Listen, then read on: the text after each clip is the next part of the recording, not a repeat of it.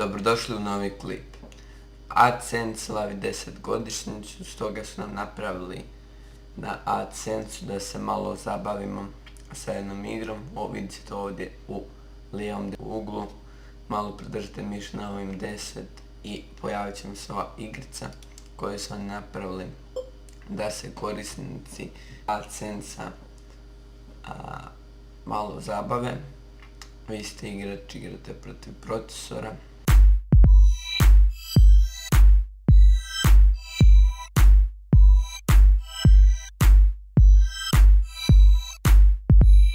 I to je bilo to za ovaj klip, vidimo se sljedeći put.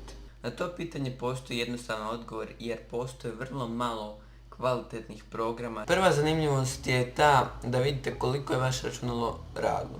To ćete vidjeti preko programa Crystal Disk Info.